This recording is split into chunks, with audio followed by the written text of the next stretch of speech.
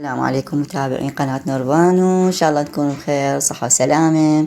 عام مبارك على الجميع، سنة سعيدة إن شاء الله عليكم وعلى عوائلكم، ربي يتممها عليكم بالصحة والسلامة وتنعاد عليكم بالخير دائما يا رب.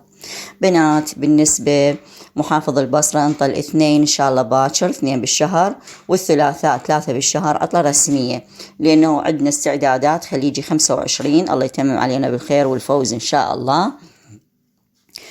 فلذلك أنا حبيت أبلغكم على القناة إنه باكر إن شاء الله عطلة رسمية، وأيضا الثلاثاء عطلة رسمية، ونشوف بعد إذا حبوا يكملوها الأربعاء والخميس والجمعة، احتمال لين عندهم أكيد يسدون الطرق أو غيرها أو تجوا وفود فيريدون يكملون استعداداتهم لخليجي 25.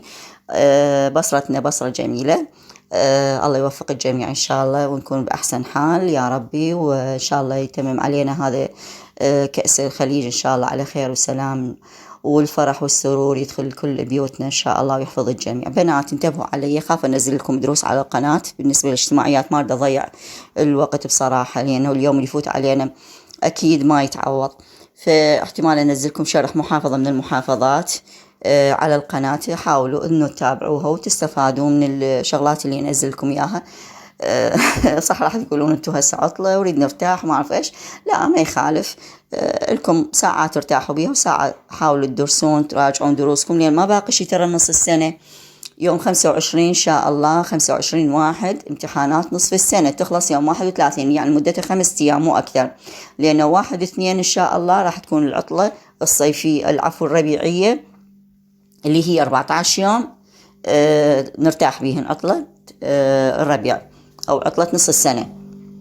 فأنتوا هاي الأيام استغلوها اللي راح تاخذون بيها استراحات، تراجعون بيها دروسكم، تراجعون بيها المواد مالتكم، شنو الصعب عليكم تحاولون تدرسونه، اللي عندها يعني شغلات دفتر ما مكمله حل واجب أو كذا حاول تكمل واجباتها، لأنه الوقت إذا راح ما يتعوض، فحاولوا تستغلون. أنا أحكي لكل الطلاب خصوصا السادس وزاري طبعا، فاليوم اللي يروح من عندكم ما يتعوض بصراحة، راح تكون هاي احنا كنا قاعدين يومين وهسه يومين 4 أيام، فصعبة شوية الدروس بيها يعني ما تتعوض.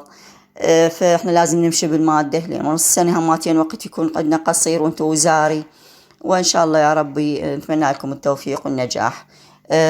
نتمنى لكم عطلة سعيدة، راجعوا دروسكم، واحتمال أنزلكم بعض الشغلات إذا تمددت العطلة أكثر من يومين. أيضا تابعوا القناة، سووا لايك كل فيديو ينزل حتى الكل يتابعه والكل يستفاد من عنده، وأيضا بلغوا صديقاتكم الموجودين بالمنطقة اللي ما عندهم قناة، قولوا لهم باكر الاثنين والثلاثاء عطلة رسمية انطتها المحافظة. والسلام عليكم ورحمة الله وبركاته. اللي عنده أي شيء استفسار يكتب لي بتعليق.